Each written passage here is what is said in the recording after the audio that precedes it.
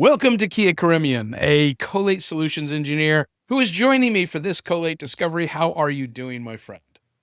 Hey, Sean, great as always, and jealous as always at the plethora of Hawaiian shirts you own. It's a never-ending font of Hawaiian shirts. It's like a TARDIS. I just reach in, there's another one. I don't know how many are in this thing. It's a magical box my wife gave me for my birthday. Very nice. So this time around, we're going to talk about personas and the extensive UI customization that's available in Collate. And to kind of set the stage, we find that products in our category are easier for tech people and harder for business people. And we've addressed that in Collate by providing full control over the experience for users in the product and customize it for those different personas. And this makes it easy for the business people and provides that level of control that the technical people would like to have. So, with that overly long intro, show me what you got there, Kia. No, not long at all. We could talk about this for an hour. Right. The importance of personas and really gearing a platform towards specific user groups is extremely important because something that I can kind of also go in tangent from Mhm. what you said is that you want to make the platform attractive because you're always trying to do user adoption and enablement within your enterprise. And if they get into a platform and it's just boom, boom, boom in your face, graphs and metrics and things that don't really apply to them, then it's not going to be very Yeah. attractive. So I Yeah. think that's another thing to note is that this really helps with user adoption at enterprise level. So a lot to go over with that. But with that, I'll share my screen if that's okay. Yes, indeed. So we're looking at my sandbox environment, and as you can see right now, my persona is a data steward. And if you have personas set up, your persona will show under your name. As a data steward, I want to know a lot of things. I want to know maybe the total number of data assets over here. I want to know any KPI metrics, Mhm. domains, tasks, data assets. And then specifically, I also look at this navigation pane. Maybe I need observability, data quality, incident management, data governance aspects. A lot of things apply to me as a data steward, Yeah. but not necessarily a business user. Yeah. So what if I switched from a data steward to a business user? Everything changes. You see the navigation pane on the left changes. Oh, I yeah. don't have an observability layer anymore. I have metrics, classifications for tagging, and lineage because these are important to me as a business user. If I Mm. scroll down, that KPI metric isn't here anymore. Heck, I only have, half the number of widgets I had on the last one. So that's Yeah. something to keep in mind there. But the Collate persona doesn't just customize the UI at the homepage level.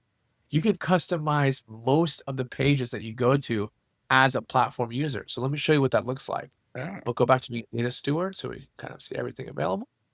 I'm gonna go to settings, the personas right here, Okay. and I can see I can go to each persona individually. So I'm gonna go to business user and show how that worked. And see here, we can customize navigation, the home page, different governance pages, different data asset pages. So for an example, I can go to the navigation pane and I can see that some of these are turned off. So you see, this was the high level navigation icon, observability that had the Yeah. subtopics under it, Yeah. but I turned them off to just hide all of them as a whole. But Okay. I can pick and choose what I want. So Nice. that's navigation. But whole page, again, that's pretty self-explanatory. You can create your own widgets, very customized widgets to maybe you always want to keep track of a certain data asset or certain assets within a domain. The homepage possibilities are endless there. And if we go to governance, you can see you can change the domain page. So how a business user views a domain. So Oh, maybe they won't be as interested in, well, this isn't an exact, maybe custom properties was something you wanted to hide from business users.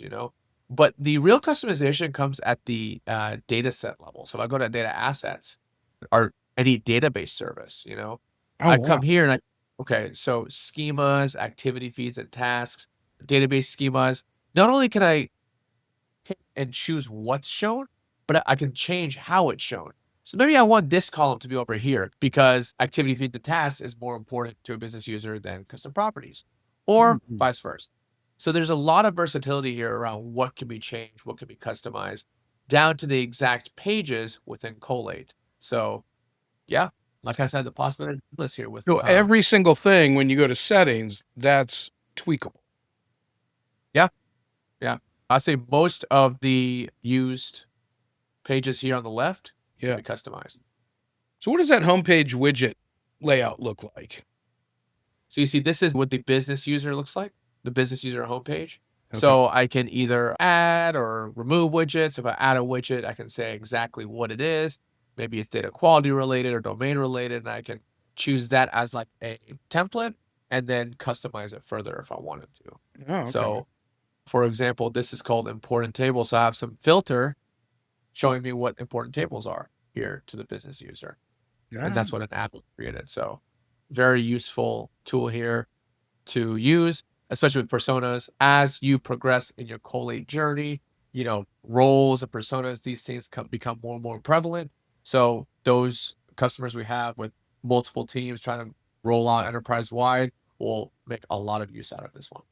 So it's really a grouping, or a classification. It's a classification. I've got this class of user, they should have these things, and you set it up, and then when you add them to Collate, you just apply the persona, and bang, it's done. Yep, exactly. And just a quick note here, personas and roles are two different things. So personas, what we're talking about right now, it's just UI, UX customization, okay? How the user views Collate. Whereas roles, that's more permission-based. What do I have the permissions or ability to do? What level of access do I have? So there's two separate things that commonly get, mixed up. Yeah. But yeah, persona, they're both equally important in my opinion. So, well, what we're here, off topic a little bit, but teams, how does that apply in this case? So teams are a culmination of users. So you can group users into certain teams and then apply roles and personas to those teams. Okay. So yeah, it's like a super group, I suppose. Yeah. So like if I'm going to settings, like teams, because see, we have teams such as like an engineering team, and then teams can have sub teams under them.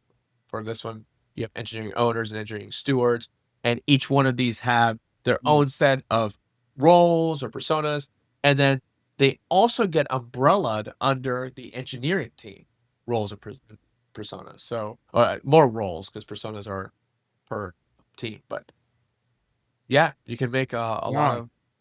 It's a lot of things flexibility there. Yeah. You should think it through when you go to set it up. But that's super simple. And yeah, once you've got that established, it really makes it easy bringing in people, taking people out. It's not going to, because it isn't allocated necessarily to person. So you're not going to collapse something by taking a person out. Exactly. Yeah. Nice. So that's UI customizations in a nutshell. Very, very cool. I appreciate you walking me through that, Kia, once again. And we'll do another one soon. Looking forward to it. Talk to you later.